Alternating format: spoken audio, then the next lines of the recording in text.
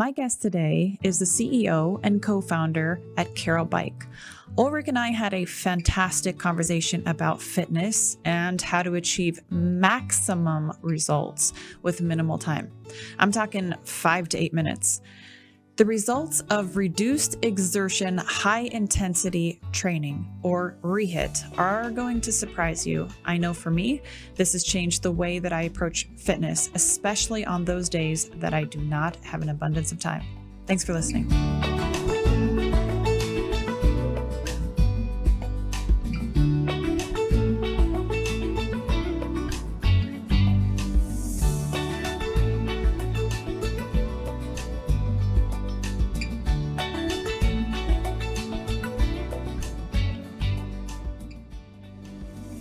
This episode is brought to you by Bioptimizers. You guys, thank you so much for making magnesium breakthrough. It's not only helped the way that I sleep, but it is good, clean ingredients, and I feel good about recommending this to my friends and family. Ulrich, thank you for flying into Las Vegas. Thank you for having me here. You came from San Francisco? Yesterday from San Francisco, but home is London. Oh, okay. My goodness. So are you jet lagged a bit now, or? No, I've adapted. I'm ready for this. All right, great. Well, good, because I'm going to pick your brain. You know, working out is such an important part of my life and what I do. And I've seen the benefits. You know, people always think that my body is going to be older and my brain is going to be older for having picked a sport that I've done. But I said, yeah, but there's a lot of good things that come from the sport. And I would love to talk about those positive benefits of working out. So I guess the first most basic question is, why should people work out? It's actually not a basic question, because if you look at how many people are working out and how many people are not working out, it's a really critical question. So 95% of the American population does not work out enough, or does not work out at all. And if we work out, then it's maybe not always for the right reasons. So many people work out because they want to lose some weight and just be in good shape and look good. Now, I totally understand that. That's an important reason. I like that. I want to look good. But if you think about what you can gain from exercise, weight management, it's not even that effective for weight management and weight loss. But there are other things to gain that are so much more important. So the real gain is in lifespan and health span and quality of life. And that was what you should be aiming for, and what you can get. So cardiorespiratory fitness measured in VO2 max, so your ability to burn oxygen, is by far the most important health marker and the strongest predictor for life expectancy. And not only that, it is also the one that you have most influence over. So you can really do something about it.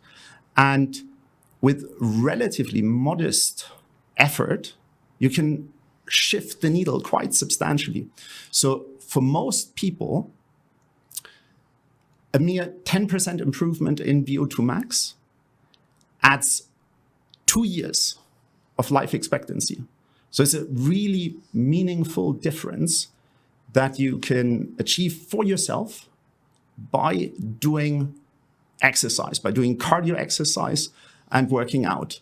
And there's another crazy thing. I was going to say, these statistics are mind-blowing. 95% of Americans do not work out enough. Absolutely, yes. And improving your VO2 max by 10% can add 2 years onto your life. 2 exactly. years. For the vast majority of people who have relatively poor cardiorespiratory fitness, an improvement of only 10%, which is entirely doable. You can achieve that within weeks. I was going to ask you, how quickly within weeks? Within weeks. Within 6 to 8 weeks, you can achieve that if you do the right things quite easily.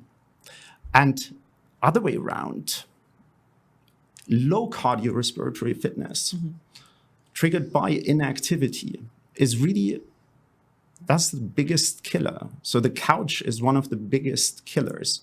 There are great scientific studies with like really large number of participants that have shown that low cardiorespiratory fitness causes more avoidable deaths than obesity, diabetes, and smoking combined. Yeah.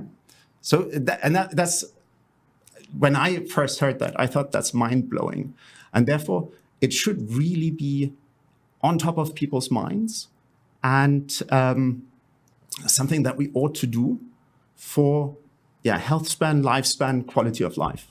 Oh, it's such important information. I hope that everybody is really hearing what you're saying right now, because I think, when you're young or even in the middle part of your life, sometimes we just aren't thinking about the end, which I'm not saying you have to, focus on to the point where it becomes all consuming, but you should be thinking about what you want the last chapter, or quarter or third of your life to look like. Do you want it to be well? Like, what kind of a grandparent do you want to be? Do you want to be able to pick your grandkids up and toss them around? And do you want to be able to mobilize yourself in and out of a vehicle? Do you want to be able to use the restroom on your own? Right? These kinds of things are things that I think about, that, hey, I want to be cleaning my own gutters when I'm 80 years old. Yeah, I want to be 90 years old and still able to Yes. go out and collect chicken eggs and catch chickens, for that matter. I want to be able to do these things and to be able to throw a ball with my grandkids and play and wrestle. I still, I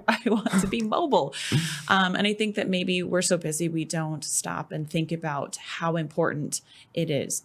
But I would say, I believe another big detractor from working out is time.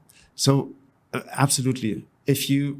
Because I think people become more and more aware of just how important and foundational exercise is. And then one obviously has to ask, why is it not happening? Why are we not doing it? Yeah. Why are we not following it through with it? Why don't we translate knowledge? And maybe there's a knowledge gap, but why don't we translate that into action? And there it's scientific survey after scientific survey has shown that the number one perceived barrier is lack of time. So if you survey people why they don't exercise, they say, I don't have enough time. And so there is a debate. There's a debate in the scientific community whether this is just an excuse and whether we're all lazy. Yeah, that's some people hold that opinion. But on the other hand, there are billion-dollar, trillion-dollar companies that very, very effectively compete for our time. As it's called the attention economy. So Facebook, Instagram, Meta, TikTok, Netflix, all kind of are very, very successful because they're so good in competing for our time. And it shows, like, even things like sleep, which is also critically important next to exercise. Like, we sleep some 2 hours less now than we did 60 years ago. And sleep has an immediate negative effect. So the next day, if you had a bad night's sleep, of course, you feel worse. Still, people struggle to get enough sleep. And when you don't get enough sleep, though, you oftentimes don't feel like you have enough energy to work out. So exactly these things that. go hand in hand. It becomes a vicious circle. Yeah. Exactly that. So when we look at that and look at the evidence, we chose to believe people when they say, I don't have enough time. And so we at Carol Bike try to help people to find very time efficient, very short, very efficient, very effective workouts they can fit into their lives without having to make big sacrifices elsewhere or needing like the strongest willpower, so that they can get an effective dose of exercise with very, very little time. That's important, because I think that time is a big factor in why people don't work out. I know that when I miss workouts, it's usually a time issue. Yeah. And not just the time of the workout, because for me, a workout typically isn't less than 20 minutes, typically. in over my career. And usually it's more towards the 1 hour part. So that's a big chunk of time. But then not only that, if I'm going and wrestling or grappling, then I have to come home. I've got to shower. I've got to wash my hair. I've got to dry my hair. And then I've got to prepare myself. Yes, exactly. Some of the things that, most males probably don't have to take into consideration. I see my fiance just jump in the shower and he's ready to go like that. And I'm like, oh my gosh, I have this whole process I have to do. So it's a compounding effect of the time that it takes to work out. It's not just the workout, it's the preparation afterwards. That. Yes, exactly that. So what's the solution? Well, so first, I'd like to say that there's plenty of things that you can do. Yeah, there's many effective workouts that improve your cardiorespiratory fitness, that improve your VO2 max.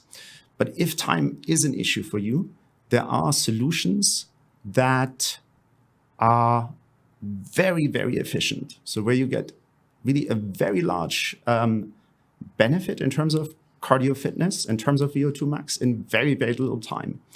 And so the latest scientific research on that suggests that REHIT, it's called Reduced Exertion High-Intensity Interval Training, is really by far the most efficient way to improve your VO2 max. Right, and that's different than HIIT. I know people... So it's basically HIIT taken to the next level.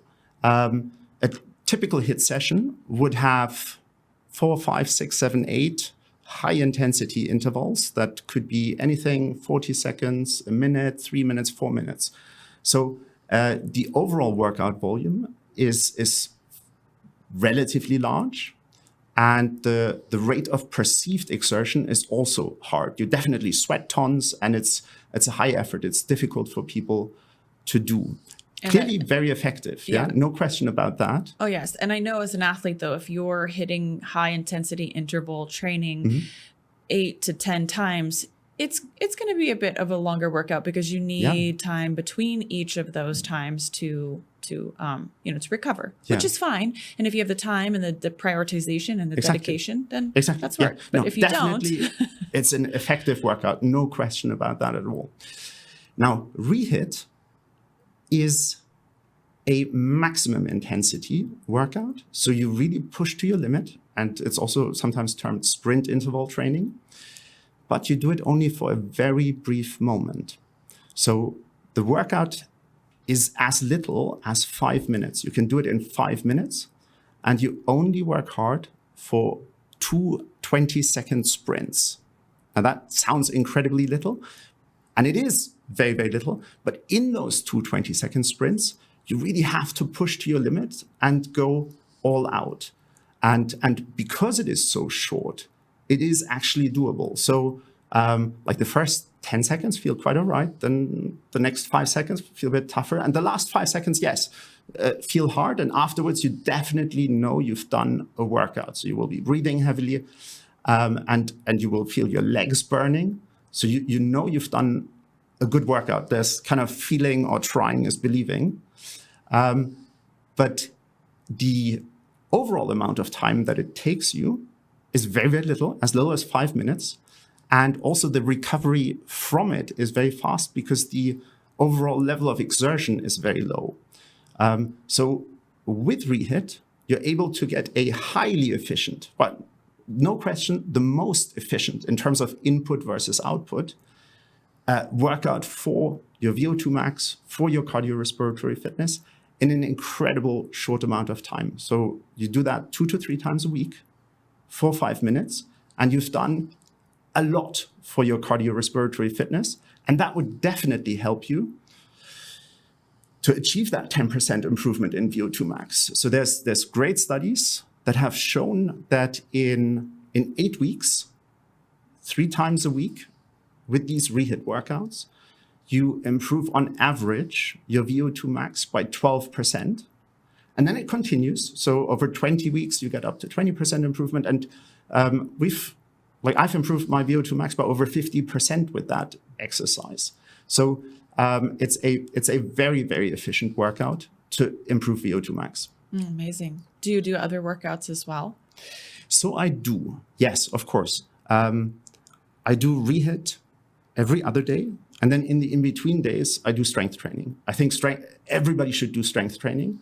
That's like another category. You have to have your aerobic capacity, your VO2 max in good shape, but you also need muscle mass and strength. There's no way around it. So that's kind of what I alternate. And then from time to time, I mix in other workouts. So there is an argument to do also some longer, low-intensity workouts for aerobic efficiency. Sometimes I do kind of a hard, like HIIT workout. There's something called the Norwegian 4x4s. Very, very effective, but brutal, absolutely brutal. That's something when I feel like punishing myself, I would mix that in. But my go-to exercise for every day is REHIT. I've done the 10-second sprints because when I've gotten my bike and I got on, it kind of introduces you a way that's kind of eases you into the process. Exactly, because you want to get used to it. There's because it is really intense. If you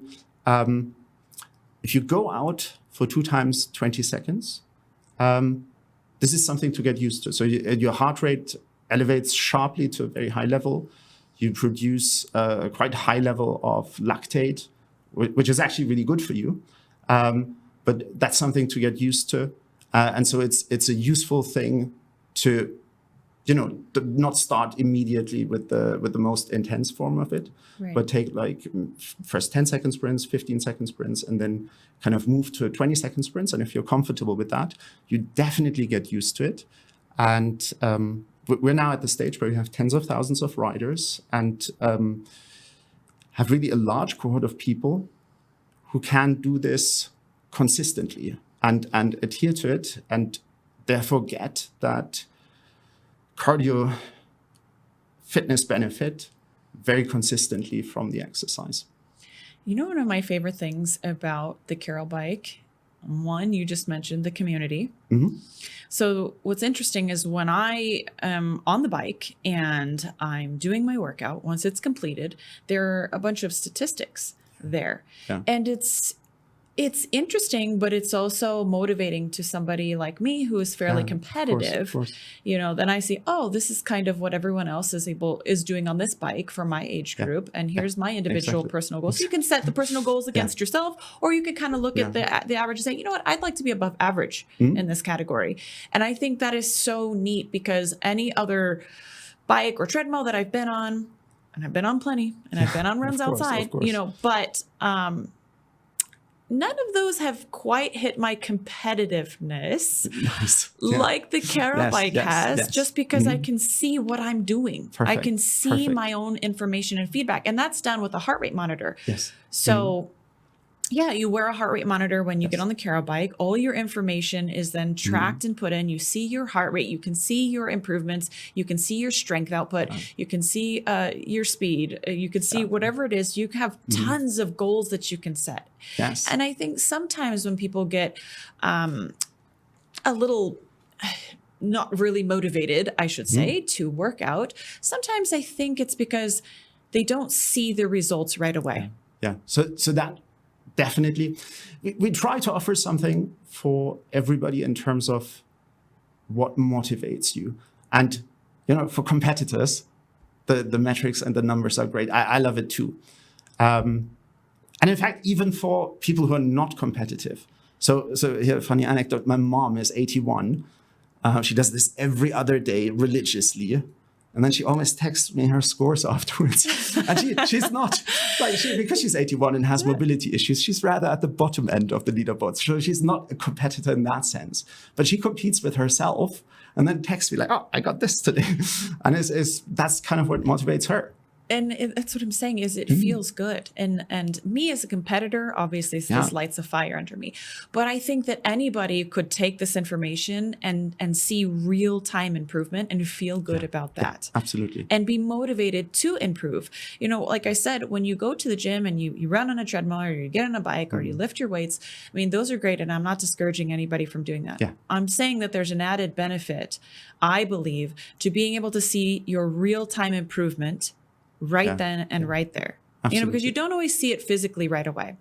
People have to wait a bit for those results before the waistline, it slims down or you see some muscle definition. These can take months because you've got to be consistent with it. Yes. But this is a way of getting real-time feedback that makes you feel good and know that you are improving internally. Yes.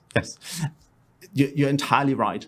The one thing I would add is if you do this for, like, say, 6 to 8 weeks and you get that 12% improvement in VO2 max, now that is noticeable. That's not subtle. You will feel kind of just more, fitter. That's the right term. And people tell us, like, that they're flying up the stairs and that they just feel fitter and stronger. So it is something that it's not just looking in the mirror and looking in greater shape, but just how you feel every day, how capable and fit you feel every day. What about the calorie burn? So I mean, if somebody, I've, done plenty of workouts myself, and I can always see, at this pace, I'll burn about this many calories and, whatnot. But usually it's not specific to me. It's just, what the treadmill generalizes that we burn. But in that 20 seconds, let's say that somebody does a 5-minute workout and they get 2 high intense, maximal intensity 20-second sprints. Yeah, sure. How does that compare to like a run, just a jog? So let's look at what happens there and actually maybe also why it works so well. Yeah, so please. In those 2 20-second sprints, what we simulate or put your body through is basically a fight or flight situation, an emergency situation. It works so well and is so effective because you create a very sudden and very severe spike in energy demand. Your body interprets that as, I've got to fight now, or I've got to run now. And it prepares you for a sustained effort. And it needs to access energy very, very quickly, much faster than your aerobic energy system could provide. And so it taps into much, much faster acting energy system. The first is the phosphocreatine system. That's literally instant. You can switch on immediately, but it only lasts for about 10 seconds. So it's depleted super rapidly. And then the next energy system is the glycogen system. Glycogen is sugar stored in the muscle and is also very, very rapidly available. And because your body sees this spike in energy demand, it mobilizes. It mobilizes lots of glycogen. It mobilizes about 25 to 30% of the glycogen stored in your thighs. Now, in terms of energy, that's a phenomenal amount of energy. That would sustain a much, much longer effort. And in those 2 20-second sprints, we actually burn through just a small fraction of that. But that's actually not so important here. In terms of what triggers the adaptation and what triggers the training stimulus, it is the mere fact of mobilizing the glycogen.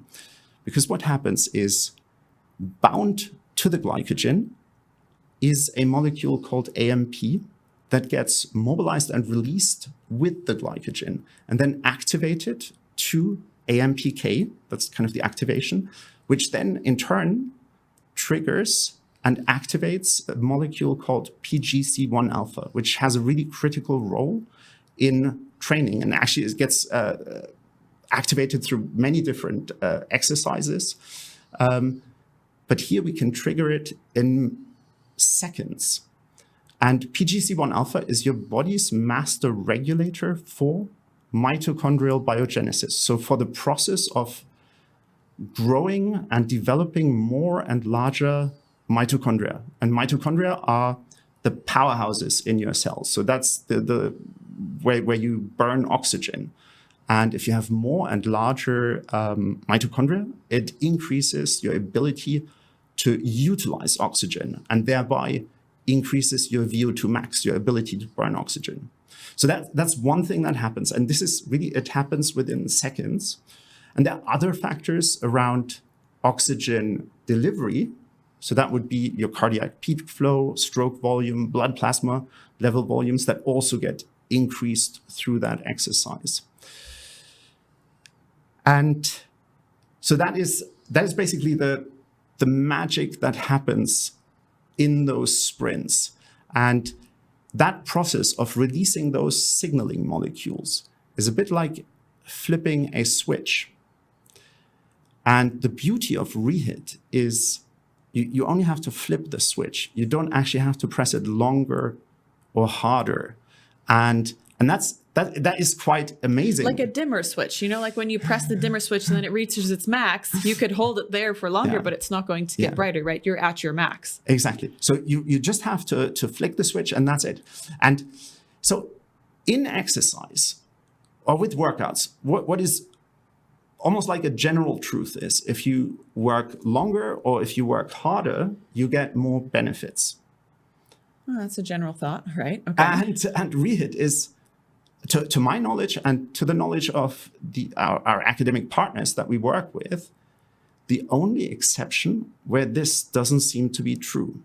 So the research shows that if you did more or longer sprints, you actually don't get additional benefits. So that flicking of the switch, the saturation of this signaling process is already achieved through 2 20-second sprints.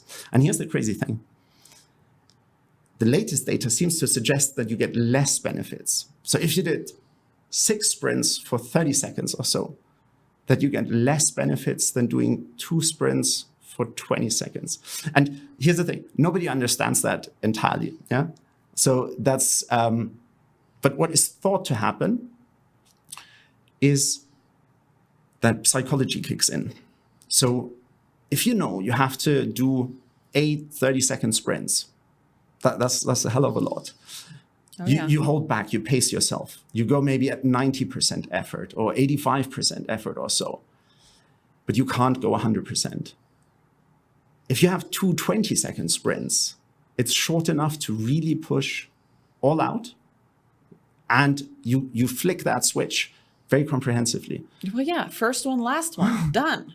Right? There's no middle. That. It's just like, exactly okay, that. First one, got to go out. Okay, last one, I better go all out. I mean, I can tell you from my own perspective, absolutely, there is a mechanism at play that when you know that you've got to go all you are supposedly go all out, but for 6 or 7 or 8 or 10 or 12, there has to be a sort of a pacing because I feel like I would be one of those horses where their hearts explode if I didn't, have some sort of sense about getting through this workout.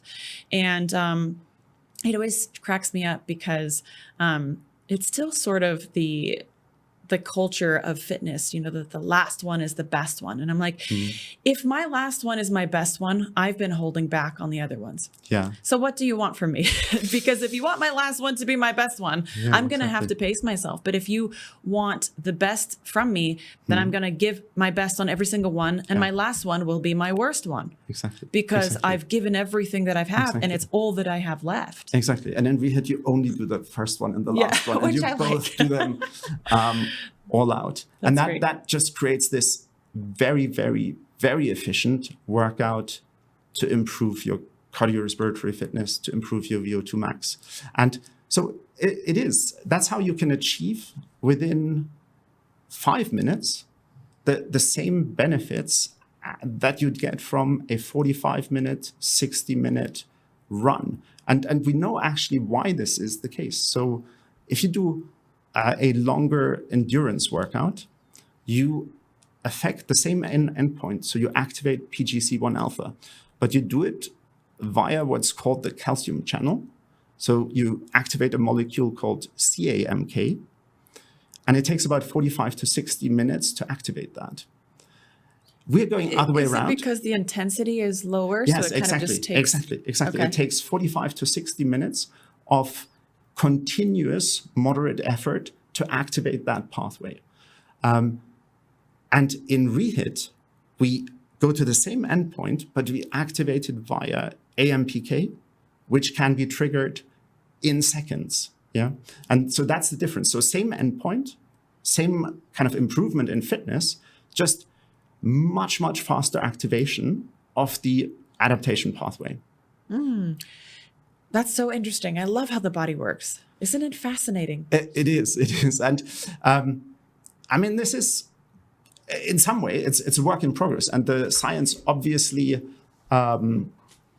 improves, and our understanding of how this works improves. And those are very complex biological processes, and I would never claim that we understand everything. We work with the leading researchers in this field. We're more engineers and developers, but we work with the leading researchers in this field. So all the intricate, like one triggers the other. There's a level of theory and hypothesis, and this is our best belief as to how things work. However, what's really clearly established is if you do this, if this is the input, this is what you're gonna gain from it, the output. Even if there's a little bit of black box in the middle, but we can live with that, because if we're really certain that if we put this in and we get this out, yeah, wonderful. That's all we need to know. Why is the 20-second mark the sweet spot? Because that has actually to do with the level of glycogen depletion. So we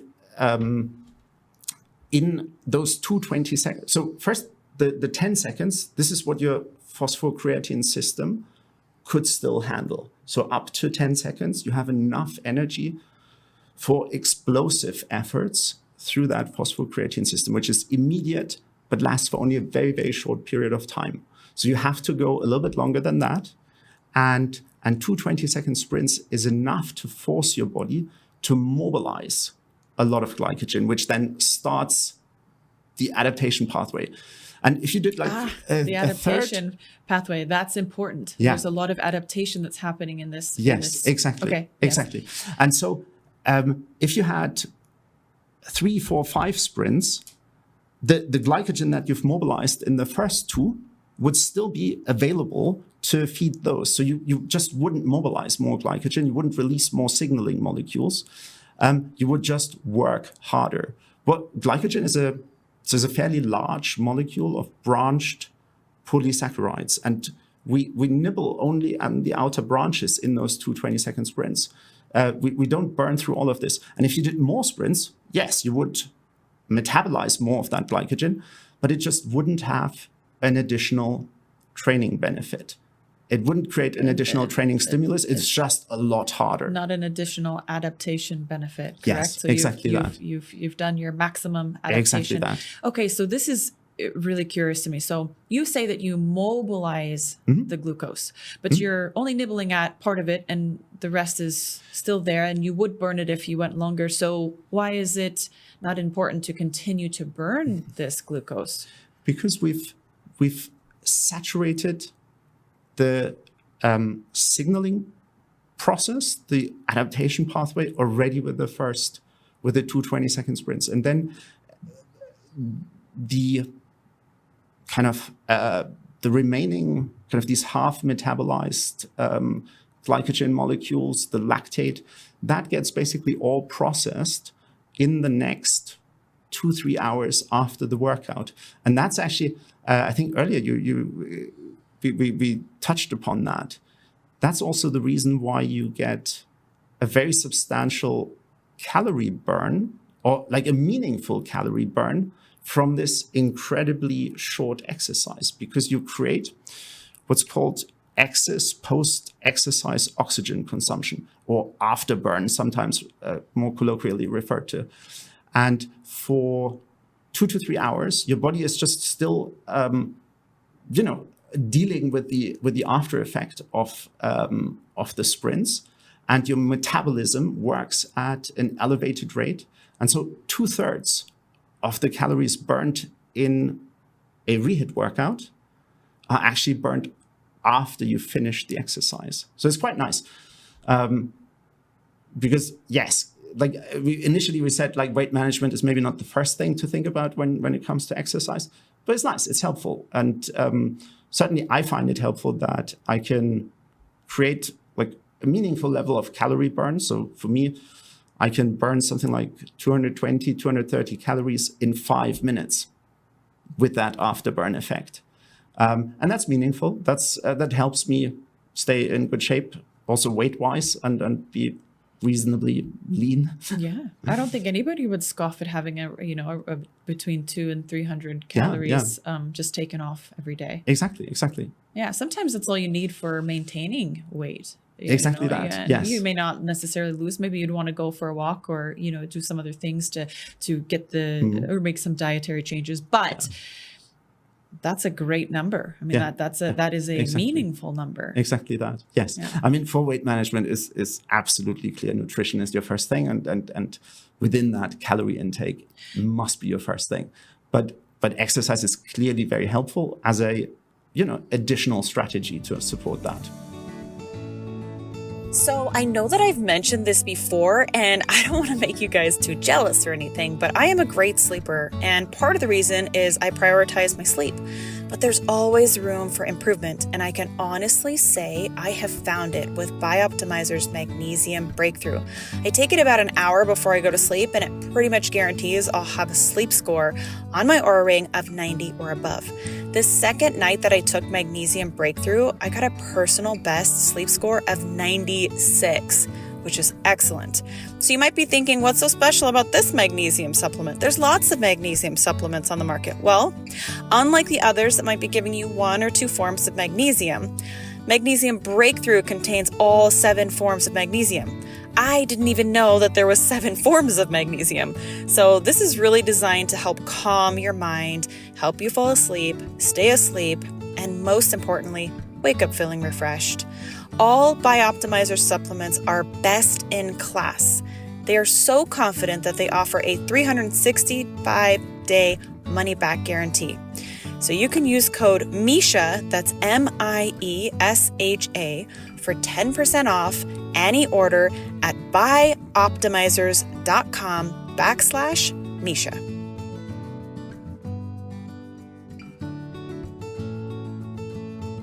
So just so we can clarify the difference between mobilizing and using, because I think that is an interesting, when you say mobilize, I picture this glucose being stored away somewhere. And then when you mobilize it, correct me if I'm wrong, you get it ready to go. Yes, the exactly. The body's been signaled that it needs to be available in case we need to run more. Exactly. So glycogen is a storage form of sugar. You have it in your liver, a large amount, and you have it in your muscles. And is that why it's important? I'm sorry, I don't want to cut you off here, but is that why it's important that it's a quad, that we're targeting the quads and the big muscle group of the body in the bike? Absolutely. That's exactly why. Because your quads and your glutes are by far the largest muscles in your body, and that's why an exercise like cycling is so helpful for that. Upper body, obviously great. I do upper body strength training and so on, but the muscle mass that you have on your upper body is much less than you have in your quads, in your glutes, in your thighs. So therefore, if you want to have, this, and it is a systemic effect, you want to hit the largest muscle groups. Absolutely. Okay. Don't skip leg day. Leg day is very important. I never do. Good advice. Exactly. Okay. So please continue where you were going with the mobilization of glucose. Exactly. So it's stored in the muscle. And as we sprint, we basically lift it out of its stores and get it ready for the cell to use. And to use in the anaerobic process, in this glycolytic process, and to turn it gets broken down into it creates a lot of lactate, and is then very, very quickly available for our muscle cells to use. And just this process of getting it out of storage, ready for the cells to use, that is what releases the signaling molecules, AMPK, PGC1 alpha, that then create the training stimulus and send a very, very strong signal to your body. It has to get fitter and stronger. I love learning about these things. I'm definitely bumping up to 20 seconds. I've done 15-second ones also, but I did want people to know that it eases you in. Yes, I think it starts with 20 seconds. Yeah, exactly. We have, and this is just so people can get used to and have like the best possible experience. And we offer also like a variety of, so there's also an option if you have a little bit more time to do 3 15-second sprints. Seems to create the same physiological stress, but for some people it's easier to tolerate. Yeah. And I think that's actually, this is a really, really important message. Yeah. Any exercise is good. Any exercise. We would never poo-poo or rubbish any form of exercise. If you have something that works for you, fantastic. But the thing is, you have to stick to it. Like, the most important thing by far is adherence. And the reason for that is that exercise is pretty much like diet. Yeah, you can achieve fantastic improvements within weeks. Yeah, so 6 to 8 weeks, 12% improvement on VO2 max. Adds 2 years life expectancy, wonderful, yeah. But you have to continue working out and doing the exercise to maintain that effect. If you stop, the same as if you stop a diet, most people sadly put weight back on.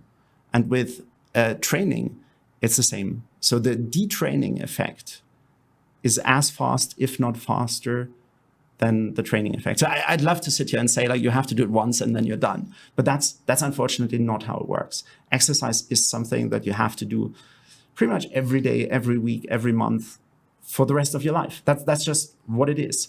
And therefore, you have to find something that you can fit into your life and that you can do almost under any circumstance.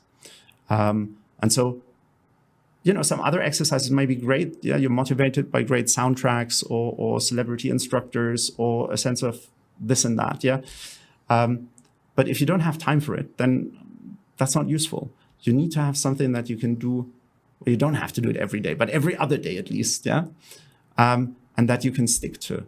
And with those really, really short REHIT workouts, I find it is very possible. So I just do it every other day, first thing in the morning, straight after I get up. I don't have to think about it. It's the same as brushing my teeth. It has become entirely second nature. And therefore, I'm very confident that this is something I can do whatever happens. Yeah, I can always fit it in.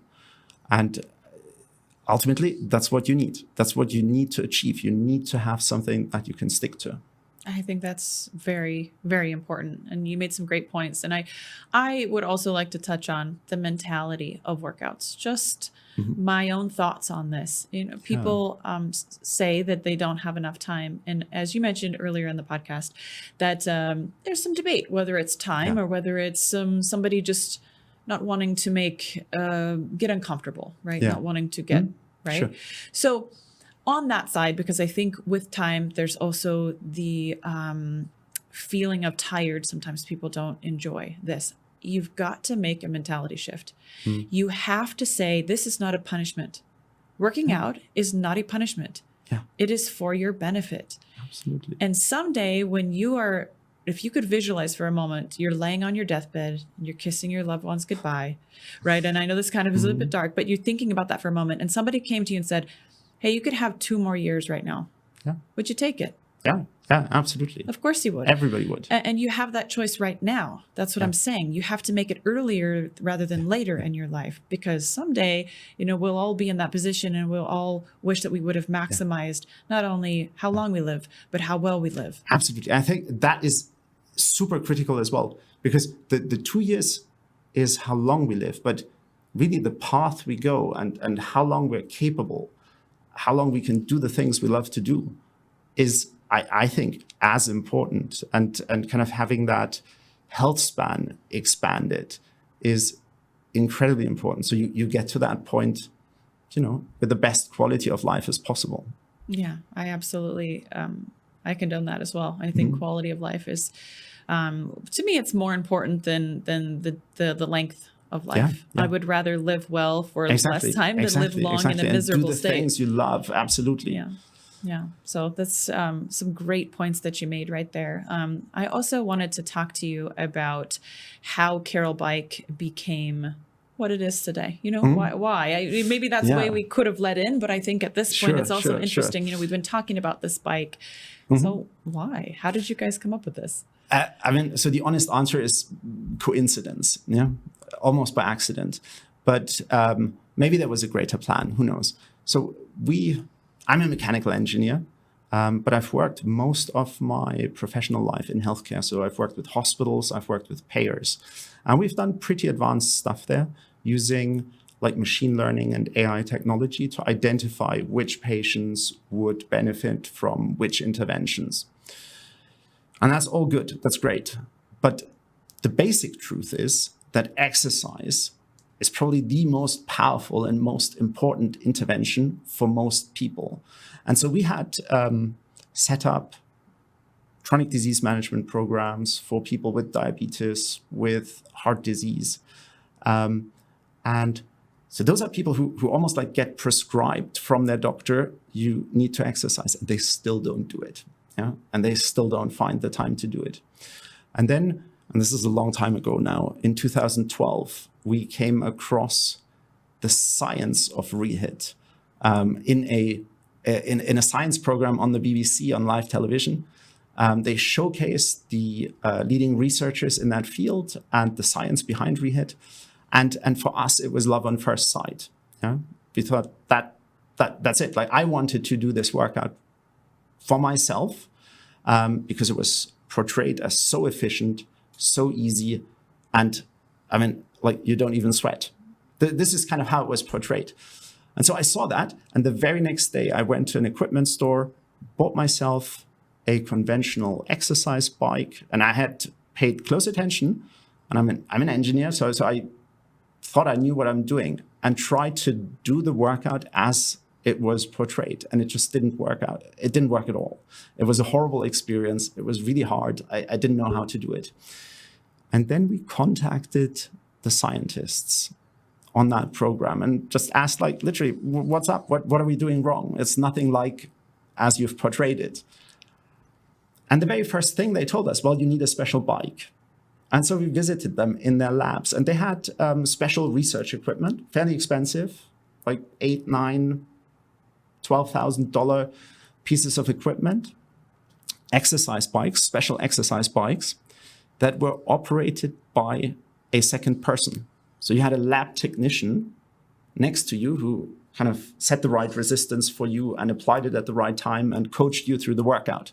And if you had that, yeah, great experience. Right. It actually felt... Not everybody does. Yeah, it felt exactly like how it was portrayed. Unfortunately, they failed to mention that in the program. So I had a clothes hanger at home. But we then thought, okay, this might actually be something that shifts the needle, and that might be not good for only for us and something that we would like to do, but also for the patients in the chronic disease management programs that we were managing. And decided, well, why don't we try to build a package, a product that takes this brilliant science out of the lab and into the real world. And instead of having a person that applies the right resistance for you, having a fully automated bike that basically does it all for you, and all you have to do is to push.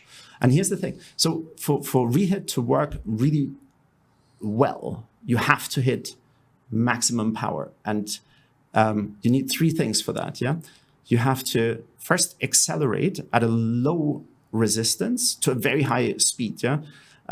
Pedal as fast as you can, and then your optimal resistance has to be applied at the optimal time in a fraction of a second.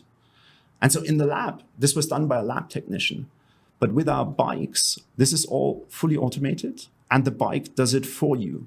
So it finds, like our AI algorithm, find your optimal resistance, keep adjusting it. You're being coached through the workout.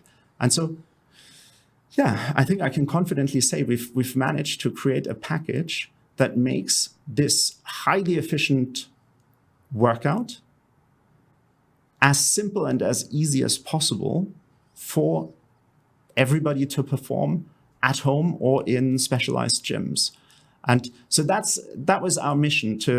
We really try to approach this or saw this as something that could shift the needle in this inactivity epidemic. And it took a long time. I mean, this started in 2012.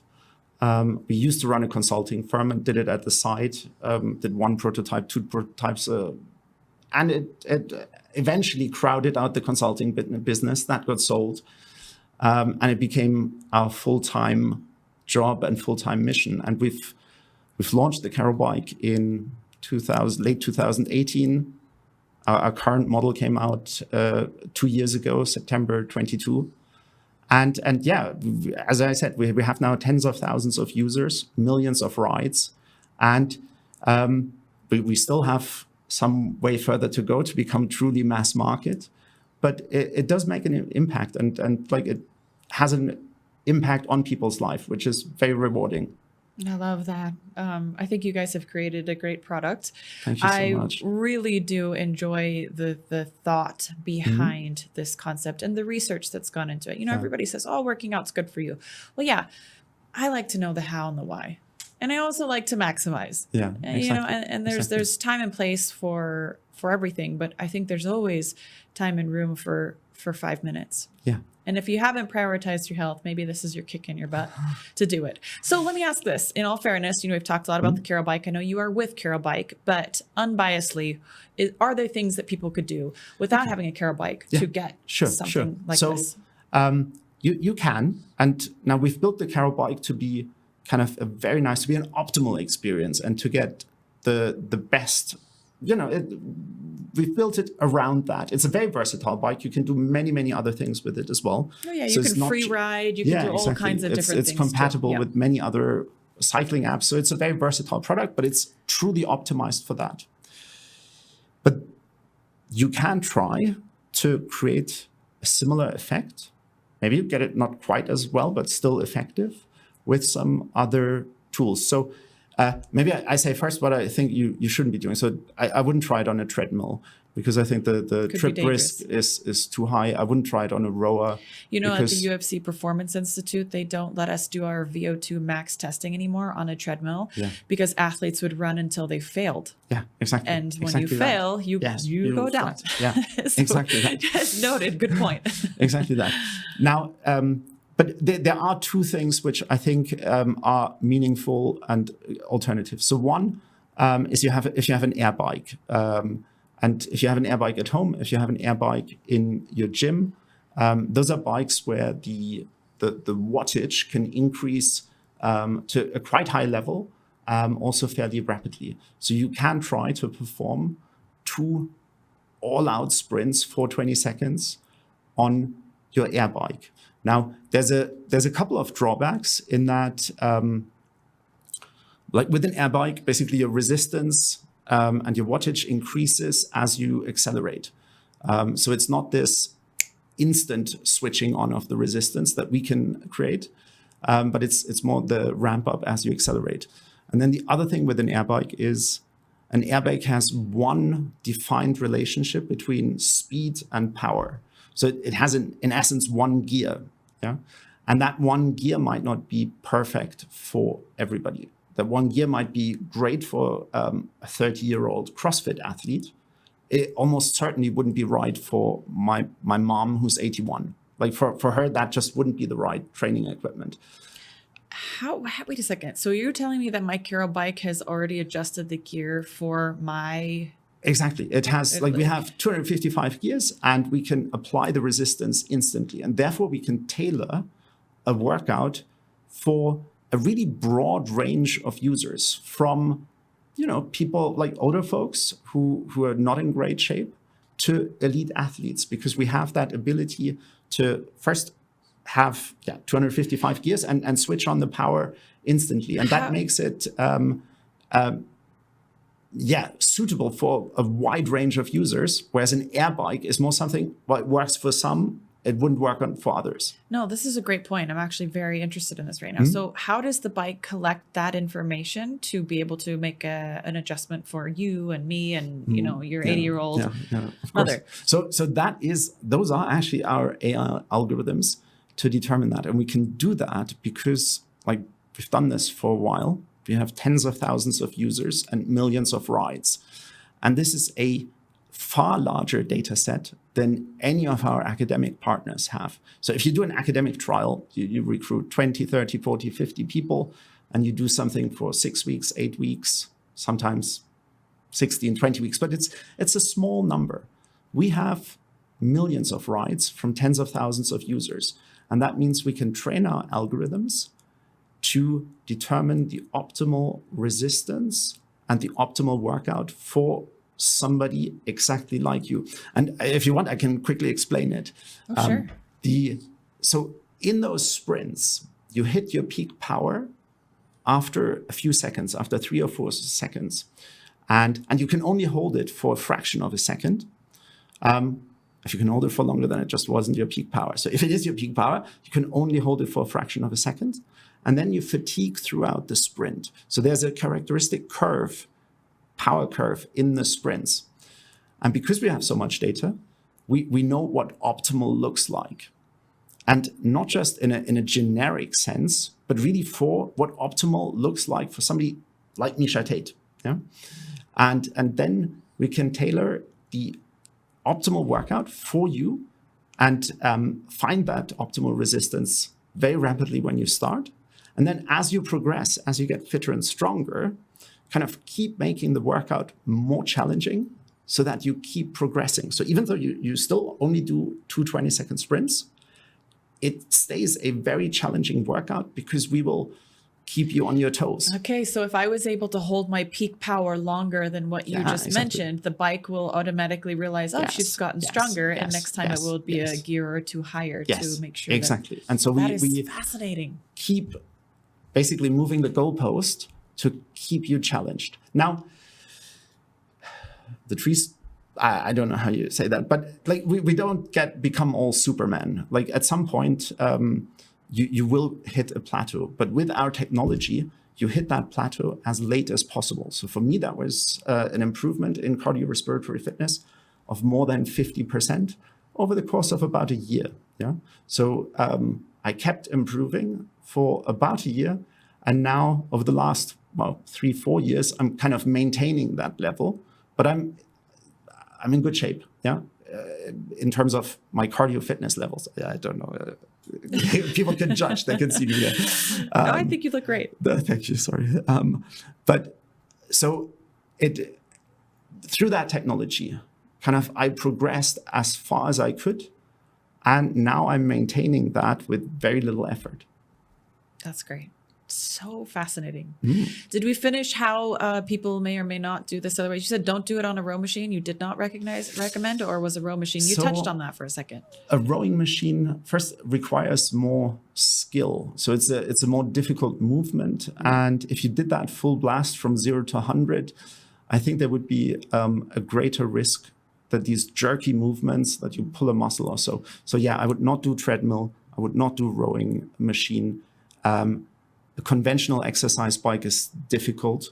An air bike is worth trying. And if you can make it work on an air bike and the airbag suits you, that's a good thing. It might not be for everybody. So if you're more in your 50s and 60s and just starting, then it might not be the best thing, but definitely worth trying.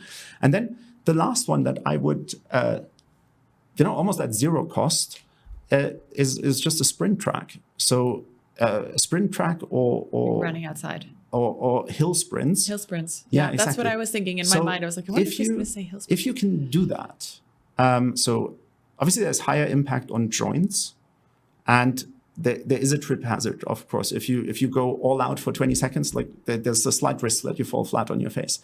But if you can do sprints outside, that's very worthwhile and definitely something you can try. And literally at no extra cost. You wouldn't get the metrics. And to be honest, there's also, I think, something about people feel a bit self-conscious. So I live next to a park in London. There's plenty of people who go for a run and never see anybody sprinting all out. That just doesn't happen because maybe people feel a bit self-conscious, especially if they're not yet in top shape. Yeah. And they're just starting to work out more. I know exactly what that feeling though, because I've been the girl hitting mitts at the park, and everyone's like, what's is happening she? there? What's happening? So there is something about, feeling self-conscious, and you don't see it often. On the other hand, if you can get over that, and your joints and you're feeling safe enough, there's a lot to be gained to do it. So you've got to be brave there to just go and do it. Yes. You know what I'm looking forward to when the Carol bike has like a battery pack or something, because I like doing it outside. I want that. So that's my tip. That's my tip to you guys next. Good battery pack. Yeah. What do you have? Outdoor plug-in? I had my bike outside for a little bit. I have the bike. So I have big south-facing glass sliding doors. And I've got my Carol bike just looking out. Beautiful. And so I just slide the doors open. I do it first thing in the morning. And then I get like fresh air, morning light exposure, like a short, sharp workout that's really efficient. And that's a great start to the day. So that's kind of how I kind of try to stack the hacks and get stack the hacks. That should be a hashtag. If that's not a hashtag already, we've got one. Yeah, exactly. And it is a great start to the day. Morning light exposure is definitely a good thing for you, and getting your exercise in is definitely morning good. Light for me is a non-negotiable. So that's one thing I love to do. So if you have that opportunity, wonderful. Yes. In closing, we talked about the cycle earlier about not sleeping necessarily well and then not feeling like you have the energy to work out. It works the other way around too. I didn't highlight that in the way that maybe I would have liked to, that when you work out, you will sleep better. Absolutely. So kind of that morning routine actually helps to set your circadian rhythm. So it kind of getting the light exposure and getting like your metabolism up and kind of energizing all the system. That helps to kind of get off to a good start to the day, which then helps you also go to bed and kind of be in sync with how it should be. So that's one aspect of it. The other aspect is, so exercise does help to offset some of the negative impacts of lack of sleep. So, for example, if you don't sleep enough, you have a quite immediate effect on insulin sensitivity, so that your insulin sensitivity deteriorates after a bad night of sleep. And in fact, exercise helps offset that. So even if hands up, I'm not great at sleeping. So I'm great at exercise. I get full marks on that. Oh, you would be jealous if you saw my Oura Ring scores. I get the little crown all the time. I love sleeping. Oh, no, you see, I don't wear it anymore. Probably makes you sad. And I by now I know when I can tell if I had a good night's sleep. Do you stop eating a few hours before you go to sleep? No, Miesha, we can't go through all That's why. My Oura Ring scores crash anytime that I eat close to sleep. Yeah. Okay. Yeah. So there you go. There's my tip for you. 2 to 3 hours before you go to sleep. I do get full marks on exercise. I get pretty high marks on nutrition, and I'm still working on my sleep. So that's kind of, nobody's perfect. Yeah. Stop eating 2 to 3 hours before sleep. I won't even ask about your caffeine habits. Do you drink coffee? Do you drink coffee? Yes. Okay, but not late in the day. Okay, well, here we go. This is I think you have some room for improvement in the sleep. No, we're leaving it in. I love it. Ulrich, was there anything else that you wanted to add? Because I feel like this has been a great conversation. I mean, one thing maybe. Okay. If you wanted to try the Carol bike, we sell the Carol bike through our web store at carolbike.com. And we don't actually have a lot of showrooms. We have quite a few gyms that have it. So if you have a gym with a Carol bike in your local area, you could try it there. But what we do offer is a industry-leading returns policy, or we call it risk-free trial. So if you purchase a Carol bike, you have 100 days. You have a full 100 days to try it, to see whether you like it.